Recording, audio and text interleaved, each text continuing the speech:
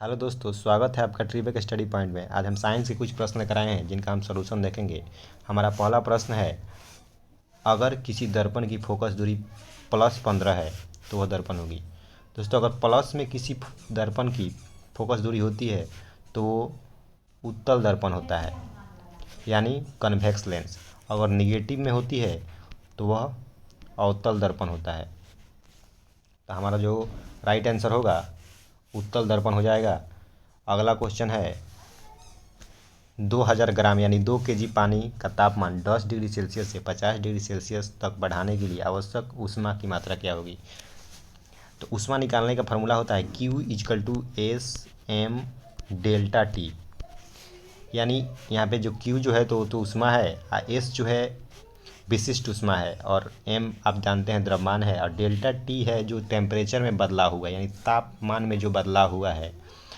तो हम ये जानते हैं कि पहले से कि वाटर का विशिष्ट ऊष्मा जो होता है वो 4200 जूल के अप्रॉक्स होता है, और यहाँ पे हमारा मास दिया हुआ है 2 केजी और टेम्परेचर में बदलाव दिया है। तो आइए हम इसका सॉल्यूशन देखते हैं। तो Q हम निकालेंगे तो 4200 विशिष्ट ऊष्मा हो गया वाटर का, उसके बाद 2 केजी मास है वाटर का, टेम्परेचर में जो बदलाव हुआ है 10 डिग्री पहले था और 50 डिग्री हो गया, यानी 40 डिग्री का बदलाव हुआ है, 40 डिग्री इंक्रीज हुआ है। तो यहाँ पे हम 40 से मल्टीप्लाई कर देंगे। जब इसका हम गुना करेंगे तो हमारा गुना करने के बाद 3,36,000 के आसपास आएगा अप्रॉक्स में। हम ये जानते हैं कि 1 कैलोरी बराबर जो होता है 4.18 जूल होता है। तो हमारा जो आंसर है वो कैलोरी में दिया हुआ है, तो पहले हम इसको कैलोरी में बदलेंगे। ये जो आया है हमारा जूल में आया है। जब इसमें हम 4 से भाग देंगे तो लगभग अप्रॉक्स में हमारा 84,000 कैलोरी आएगा, जो कि हमारा 80,000 कैलोरी इस अप्रॉक्स में हम आंसर लगाएंगे। हमारा अगला क्वेश्चन है, एक दर्पण की वक्रता की फोकल दूरी और त्रिज्या के बीच संबंध क्या है। तो फोकस दूरी और त्रिज्या के बीच संबंध होता है F = R/2 होता है, यानी R = 2F हो जाएगा। तो हमारा जो ऑप्शन नंबर C है यही राइट आंसर होगा। हमारा अगला क्वेश्चन है, यहाँ पे दोस्तों प्रिंटिंग मिस्टेक कुछ हुआ है। यहाँ पे ओम है 12 ओम। 12 ओम की एक प्रतिरोध में 1 एम्पियर की स्थिर विद्युत धारा प्रभावित होती है। इस प्रतिरोध से 1 मिनट में प्रभावित होने वाली आवेश की मात्रा ज्ञात करना है। तो हम एक फार्मूला जानते होंगे, इलेक्ट्रोस्टैट में पढ़ना है, Q = IT। हमारा जो Q है यही हमारा चार्ज है यानी आवेश है, I जो है वो करंट है, और T जो है समय है। तो हमको Q निकालना है। I जो हमारा दिया हुआ है 1 एम्पियर, 1 मिनट के लिए। तो हम 1 मिनट के लिए, तो यहाँ पे 1 मिनट में 60 सेकंड होता है, तो हम 60 से यहाँ पे गुना कर देंगे, यानी 60 कूलम जो हो जाएगा हमारा, वो हमारा आवेश हो जाएगा, यानी बी नंबर ऑप्शन। हमारा अगला क्वेश्चन है, निम्न में से कौन सी एक वेक्टर मात्रा नहीं है।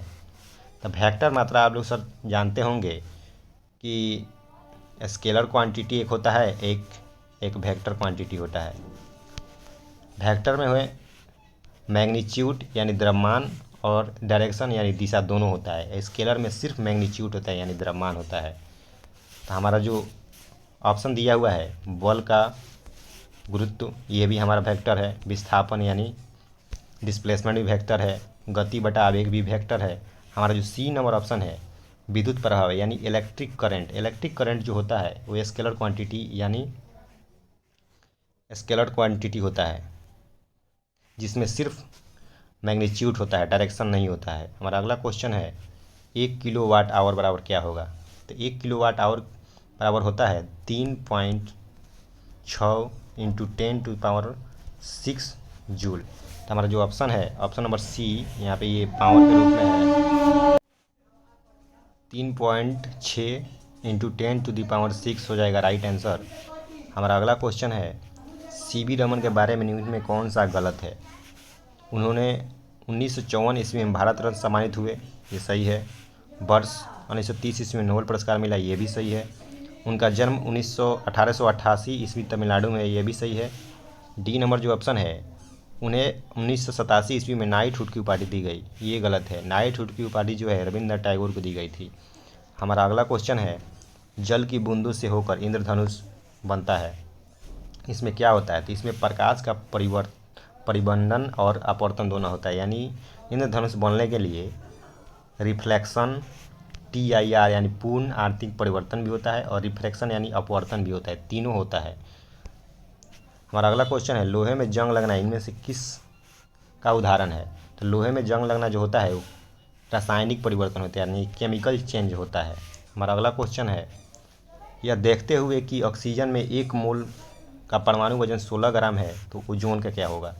तो ऑक्सीजन का 1 मोल का अगर 16 ग्राम है तो ओजोन जो होता है O3 होता है, यानी ऑक्सीजन के 3 गुना होता है। तो 16 से हम 3 में गुना कर देंगे तो हमारा जो हो जाएगा 48 ग्राम पर मोल, हमारा जो बी नंबर ऑप्शन हो जाएगा, यही राइट आंसर होगा।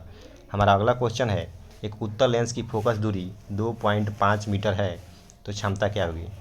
यानी पावर निकालना है, तो पावर का फार्मूला होता है 1/f, अगर f मीटर में हो तो f मीटर में हमारा दिया है तो 1/f हो जाएगा, यानी 2.5 हो जाएगा। जब से पॉइंट हटाएंगे तो ऊपर 10 जाएगा और उसके बाद इसमें हम अगर भाग देंगे तो हमारा 0.4 डायप्टर आ जाएगा। हमारा अगला क्वेश्चन है, जब किसी बंदूक से गोली चलाई जाती है तो इसकी संभावित स्थितिज ऊर्जा इसमें परिवर्तन हो जाती है। जब बंदूक से गोली जब निकलती है तो जो स्थितिक ऊर्जा यानी पोटेंशियल एनर्जी जो होता है वो काइनेटिक एनर्जी यानी गतिज ऊर्जा में बदल जाता है। हमारा option number A right answer होगा। क्वेश्चन नंबर अगला जो है, निम्नलिखित में से क्या तरंग की विशेषता नहीं है? तो तरंग की विशेषता यानी वेव की विशेषता नहीं है। तरंगदैर्घ्य यानी वेवलेंथ विशेषता है। आयाम एम्पलीट्यूड विशेषता होती है तरंग की। आवृत्ति यानी फ्रीक्वेंसी, ये भी तरंग की विशेषता होती है। माध्यम जो होता है मीडियम तरंग की विशेषता नहीं होता है, ये एक माध्यम है जिसमें वेव जो होता है प्रोपोगेट यानी प्रोपोगेशन करता है यानी चलता है। हमारा अगला क्वेश्चन है, 30 मीटर पर सेकंड की गति से चलने वाले 2 kg द्रव्यमान के बॉल की गतिज ऊर्जा। तो गतिज ऊर्जा का फार्मूला यानी काइनेटिक एनर्जी का फार्मूला होता है 12mv²। तो हम निकालेंगे यहाँ पे 2 × 2 kg और भी दिया है 30, इसका स्क्वायर करेंगे हम तो ये 2 से 2 कट जाएगा। ये 30 का स्क्वायर जो होता है 900 होता है। जो आएगा काइनेटिक एनर्जी यानी गतिज ऊर्जा वो जूल में आता है। यहाँ पर राइट आंसर ये हो जाएगा 900 जूल। हमारा अगला क्वेश्चन है, प्राकृतिक कपूर प्राप्त होता है। तो प्राकृतिक कपूर जो है वो जापान तथा चीन के एक देवराज वृक्ष से प्राप्त होता है। राइट आंसर सी हो जाएगा। हमारा अगला क्वेश्चन है, रात के समय तारों का टिमटिमाना ये वायुमंडलीय अपवर्तन के कारण होता है, यानी एटमॉस्फेरिक रिफ्रैक्शन के कारण जो होता है तारे टिमटिमाते हैं। ट्विंकलिंग ऑफ स्टार इसे कहते हैं। हमारा अगला क्वेश्चन है, ये सही प्रणाली में प्रतिबल की माप क्या है? तो प्रतिबल जो होता है यानी प्रतिबल को ही प्रेशर कहते हैं, यानी फोर्स बाई एरिया कहते हैं। तो फोर्स का हम जानते हैं न्यूटन होता है और एरिया का मीटर स्क्वायर होता है। तो हमारा जो अब हो जाएगा आंसर न्यूटन पर मीटर स्क्वायर। तो यहाँ पे बी नंबर ऑप्शन में कुछ मिस्टेक है, न्यूटन पर मीटर स्क्वायर हमारा बी नंबर राइट आंसर हो जाएगा। हमारा अगला क्वेश्चन है, 2.5 kg द्रव्यमान वाले एक स्टील बर्तन की ऊष्माधारिता ज्ञात कीजिए यदि वो 10 डिग्री सेल्सियस से वृद्धि कर 500 जूल kg पर उसकी विशिष्ट ऊष्मा है। तो हम जानते हैं अभी कुछ देर पहले बताए हैं कि Q=SmT फार्मूला होता है डेल्टा टी। तो हमारा जो 500 दिया है हमारा स्टील का विशिष्ट ऊष्मा और m दिया है हमारा 2.5 kg इंटू 10 जो है वो इसमें बदलाव है टेम्परेचर में। तो जब इसका हम कैलकुलेशन करेंगे तो हमारा 1250 जूल पर kg पर केल्विन आ जाएगा। Right answer. अगला क्वेश्चन है, निम्नलिखित तकनीक आविष्कारों में से कौन सी पहले हुई? तो सबसे पहले दूरबीन की आविष्कार हुई थी।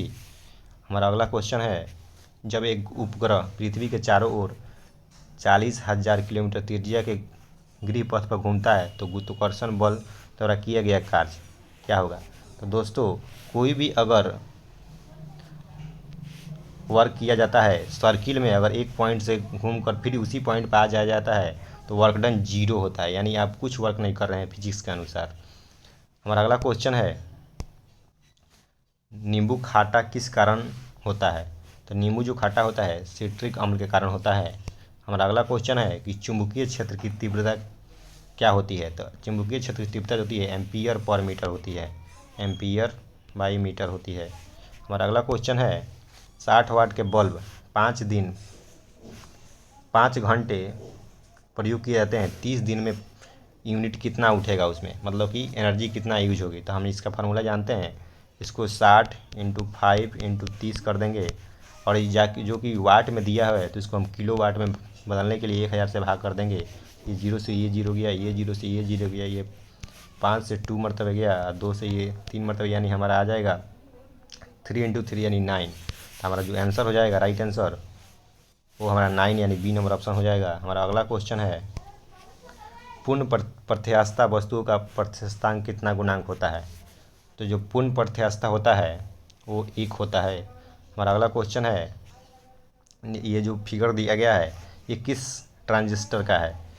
तो हमारा जो ये है यहाँ से पीएनपी ट्रांजिस्टर है, यानी ये जो ट्रांजिस्टर आपका फिगर में दिख रहा है ये पीएनपी ट्रांजिस्टर है। हमारा अगला क्वेश्चन है इसमें से स्केलर क्वांटिटी निकालना है हमको। तो वेलोसिटी जो है वो वेक्टर है, एक्सेलरेशन जो है वो भी वेक्टर है, फोर्स जो है वो भी वेक्टर है। हमारा जो बी नंबर ऑप्शन है प्रेशर वो वेक्टर क्वांटिटी नहीं, वो स्केलर क्वांटिटी है, तो राइट आंसर बी हो जाएगा। ऐसे ही क्वेश्चन के लिए हमारा चैनल सब्सक्राइब जरूर करें। नेक्स्ट वीडियो बहुत जल्द आएगा। Thank you.